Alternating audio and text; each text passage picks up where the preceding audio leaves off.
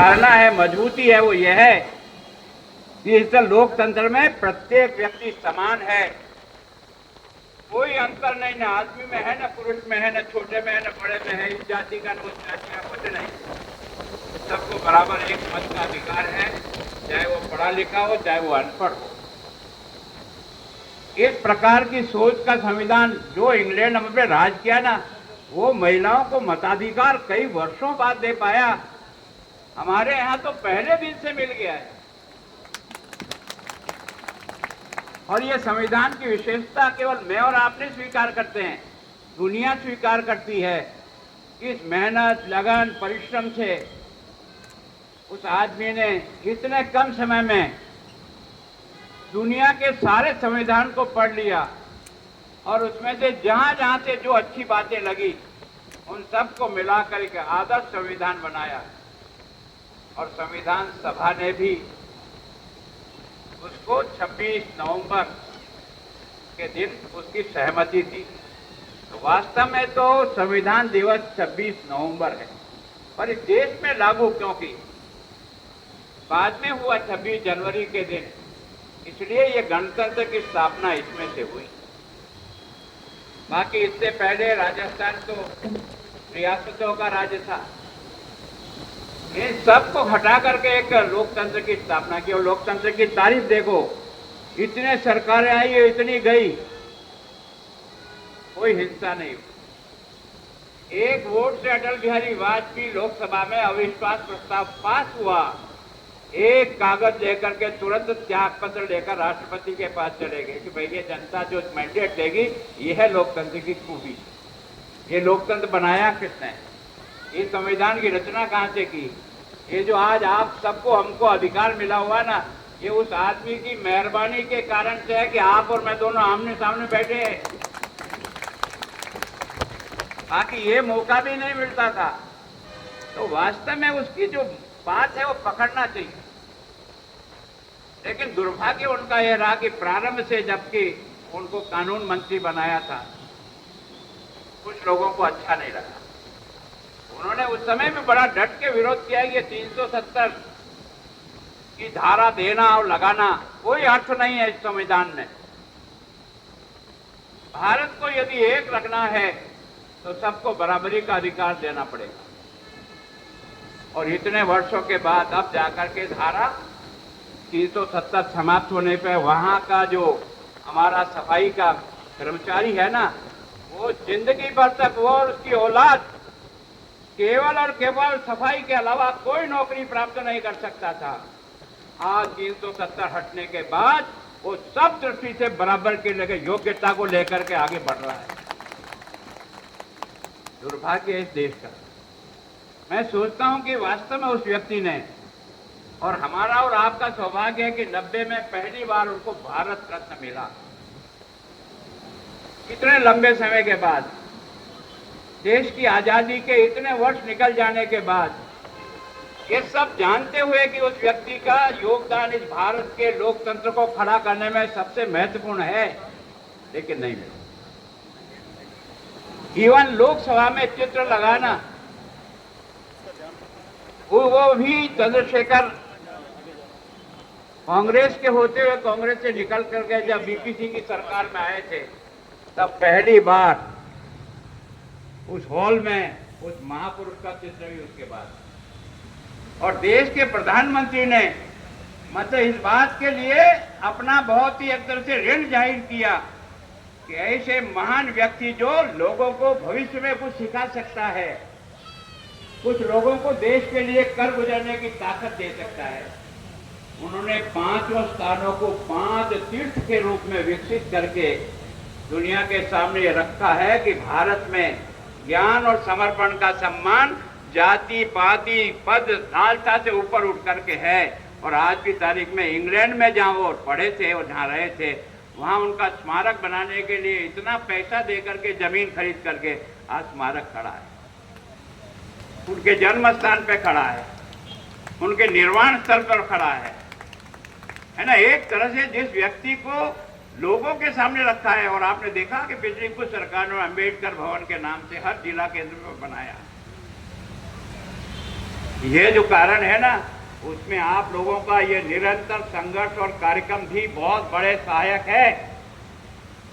अगर आप सब लोग भी उसके बाद शांति से सो जाते ना, तो ये सारे अधिकार जो मिले हुए आज की तारीख में अंबेडकर को, वो शायद मिलते कि नहीं मिलते। आज हर व्यक्ति इस बात को महसूस करता है, पर केवल और केवल उनका ये मनाना और भाषण मेरे देना ना आपको सुनना, इससे कोई अर्थ नहीं निकलेगा। अगर एक अंबेडकर अपने आप को इतना ऊपर उठा सकता है, तो भगवान ने मशीन तो अपने को भी वही दी है ना, कोई पुर्जा बदला है,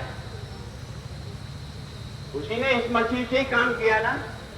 तो उसके पीछे जो लगन, समर्पण और जिद चाहिए, वो व्यक्ति को बनाता है। अगर महाराणा प्रताप इन संघर्षों में, इन पहाड़ियों में घूमते हुए संघर्ष का बीड़ा उठाता नहीं था, तो आज दुनिया का सिरमौर बन सकता था क्या? तो वास्तव में संघर्ष व्यक्ति को बनाता है, गढ़ता है। संघर्ष से घबरा के भागने से काम नहीं चलता है। संघर्ष ही वास्तव में मनुष्य को निर्माण करता है। जब आप भगवान राम को सोच लो, अगर भगवान राम 14 वर्ष का वनवास नहीं जाते, तो क्या ये देश भगवान राम के नाम से उनको पुकारता क्या? 14 साल का उनका जीवन का संघर्ष और एक एक कदम, जहां अपने समाज और सोचता क्या और पत्नी क्या सोचती है, जानते हुए भी उनको घर से निकाल दिया। किस कारण से? ये लोकतंत्र में सब लोगों को भी सुनना पड़ेगा, उनकी बात को समझना पड़ेगा। मतलब किस तरह का उसने जीवन जिया है, वो आदर्श बनाता है। मैं सोचता हूं आप मनाओ, बहुत अच्छा है, लेकिन अपने स्तर पर भी दिमाग को थोड़ा खपाओ कि मैं अच्छा कैसे बन सकता हूं, मैं देश के उपयोगी कैसे आ सकता हूं। अगर वो कितने भी बुद्धिमान होते और देश के लिए उपयोगी काम नहीं करते, तो 134वां जन्मदिन याद नहीं मनाया जाता। ये मनाया इसलिए जाता है कि देश उनका बहुत कर्जदार है, जिसने इस प्रकार का समानता का अधिकार दिया है, आरक्षण दिया है। ये आरक्षण और आरक्षण केवल और केवल लोकसभा और विधानसभा तक रह गया, लेकिन ये अमेंडमेंट जो 73 और 74 इसे पंचायत तक पहुंचाया। और उसके बाद जो अभी आपने देखा होगा, जो कानून बना है, महिलाओं को लोकसभा और विधानसभा में भी 33% का आरक्षण दिया है। जो आरक्षण की सीटें, उसमें बहनों को भी अधिकार होगा कि वो भी लोकसभा में जाकर करें। और आज आप और मेरे को राम धर्म से को यार कितना आनंद होता है। इस देश के प्रधानमंत्री में पिछली बार राष्ट्रपति बनाया गोविंद जी, वो शेड्यूल कास्ट का, और अब की बार एक आदिवासी की गरीब बच्ची झोपड़ी में पैदा हुई।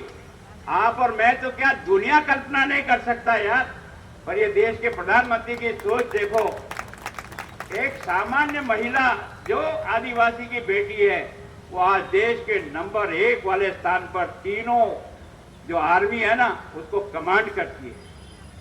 ये देश का गौरव है। दुनिया समझती है कि हिंदुस्तान के लोकतंत्र की ये तारीफ किस कारण से हुई, क्योंकि हिंदुस्तान का लोकतंत्र का ये संविधान लिखने में सबसे ज्यादा अगुवाई अम्बेडकर ने की थी, जिसके कारण से आज स्थिति हुई। इसको समझना चाहिए, और समझ करके मैं सोचता हूं अपने नई जो बच्चे आ रहे हैं, उनको अपने जीवन में आगे बढ़ाने की तरक्की करना। अगर केवल और ज्ञान नहीं होता, वो कितना ही कुछ भी होते, कोई पूछ नहीं होता। और ज्ञान ऐसी चीज है जिसमें कोई दुनिया रोक नहीं सकती किसी को भी। खुला मैदान उसके सामने पड़ा है, वो कितना कदम चल सकता है, ये उसको तय करना। तो मैं सोचता हूं कि आज के दिन, क्योंकि बहुत भी अधिकारी बैठे हैं, और आज तो आपसे ज्यादा हमारी जांच करवाई इन्होंने, कैसे फिट है कि नहीं। आपकी थोड़ी बहुत भी छाया है, हमारे बिल्कुल छाया नहीं है। देखा कि फिट है कि नहीं है, आज पहचान हो कि फिट है कि नहीं है। पर आयोजकों का, शैलेंद्र जी आपकी टीम का, और सच में मान सिंह जी आपने जिस प्रकार का कीर्तिमान इस आदिवासी बच्चे के रूप में किया है, शायद ये पहला बच्चा है जिसने अंग्रेजी में पीएचडी प्राप्त किया। इसका मतलब भगवान आपको देता है।